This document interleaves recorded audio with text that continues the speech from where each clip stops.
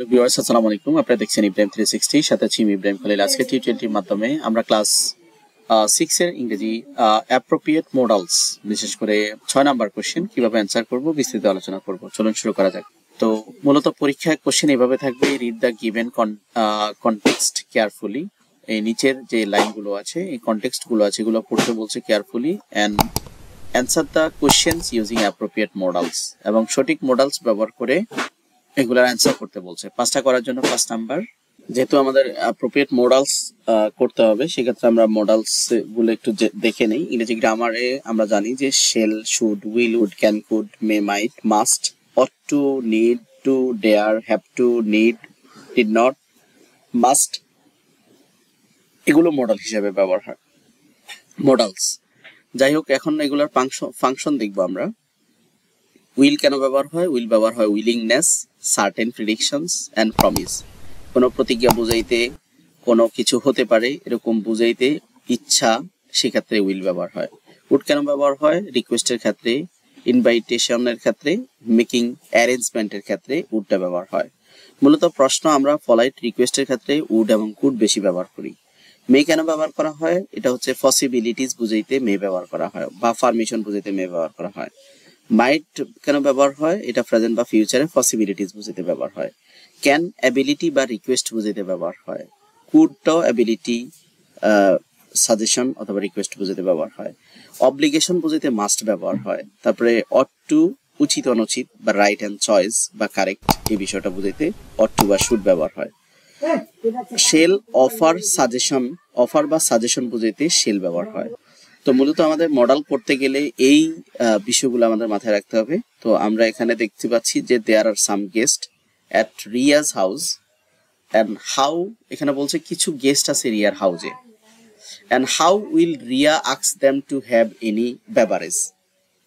রিয়া তাদেরকে কোনো পানীয় অফার করবে, তো কিভাবে করবে এই বিষয়টা আমাদেরকে লিখতে হবে, মানে কোশ্চেন তৈরি করতে হবে। তারপরে how Zaman is great trouble with his assignment at office.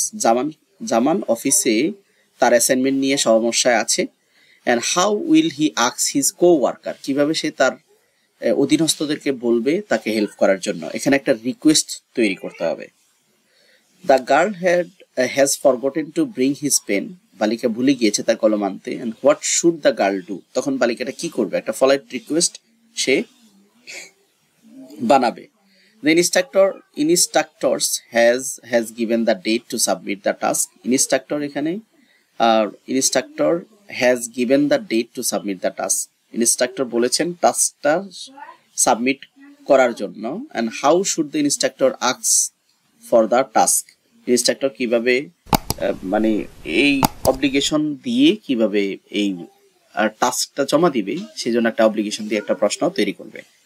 And তুলি is working tirelessly, তুলি tirelessly কাজ করে মানে বিশ্রামহীন। What might happen if তুলি doesn't get enough rest, যখন রেস্ট নিবে না তখন তার কি হতে পারে, এরকম একটা পসিবিলিটিস রিলেটেড একটা বাক্য তাকে বানাইতে হবে এই তথ্যের উপর বেসিস করে। তা আমরা উত্তরটা একটু দেখি। এখানে বলছে যে কাউকে কোনো কিছু অফার করতে হলে, good evening uncle and aunt, যেহেতু এখানে বলছে যে গেস্ট আসছে, তো আমরা ধরে নিলাম আঙ্কেল বা আন্ট আসছে। হাউ আর ইউ, তাদেরকে জিজ্ঞেস করলাম, কৌশল বিনিময় করা হইল হাউ আর ইউ। তারপরে তাদেরকে বসতে বললাম যে প্লিজ বি সিটেড, দয়া করে বসেন।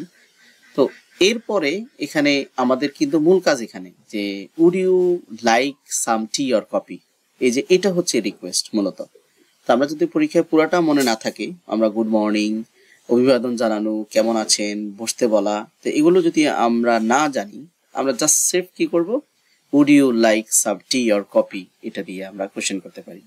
যাই হোক, আমরা পুরাটা লিখলে কিন্তু ভালো হয়, আর যদি না পারেন তাহলে would you like some tea or coffee, যেহেতু রিকোয়েস্ট করতে বলছে তো উড কুড ব্যবহার করে রিকোয়েস্ট করতে হয়। 2 নম্বরে এখানে বলছে যে জামান ইজ গ্রেট ট্রাবল, যেহেতু জামান অ্যাসাইনমেন্ট নিয়ে সমস্যায় আছে, এখানে সে তার কো ওয়ার্কারদেরকে, তার যে মেট আছে তাদেরকে কিভাবে রিকোয়েস্ট করবে হেল্প করার জন্য। তো could you please volunteer me, অথবা could you please help me with this problem to solve. তো এভাবে কি করা যায়, যে রিকোয়েস্ট করা যায়। তারপরে হচ্ছে বালিকাটা কলম আনতে ভুলে গিয়েছে, তাইলে সেক্ষেত্রে সে কি করবে? কলম নিচে ধার চাইবে, পলাইট রিকোয়েস্ট করবে।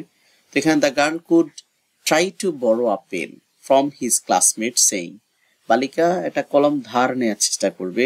আমরা এই অংশটা না লিখলেও চলবে, আমরা লিখবো would you mind lending me a pen, আপনি কি আমাকে কি করবেন? একটা পেন দিবেন, ধার দিবেন। Instructor has given the date to submit the task, এখানে অব্লিগেশন বলছে, অব্লিগেশন মানে বাধ্যবাধকতা। তো ইনস্ট্রাক্টর কাজটা জমা দিতে বলছে, সো এখানে আমরা মাস্ট ব্যবহার করব, you must complete the task, submit it by Thursday. সর্বশেষ হচ্ছে তুলি ইজ ওয়ার্কিং টায়ারলেসলি, এখানে পসিবিলিটিস বলছে। তো পসিবিলিটিস আমরা জানি মে বা মাইট ব্যবহার করা হয়। Tuli might feel very tired and get sick soon, so আমরা মে ব্যবহার করে এখানে কি করেছি? পসিবিলিটিসটা প্রকাশ করেছি। তো এইভাবে মূলত আমাদেরকে কি করতে হয়? এই যে মডালস দিয়ে কোশ্চেন তৈরি করতে হয়। আশা করি বুঝতে পেরেছেন। এখানে সিরিজ ভিডিও থাকবে, 5টি ভিডিও থাকবে। আশা করি এই ধরনের সমস্যা আপনাদের হবে না। তো চ্যানেলটিতে নতুন দর্শক হয়ে থাকলে অবশ্যই সাবস্ক্রাইব করে দিবেন, আর যদি ইতিমধ্যে সাবস্ক্রাইব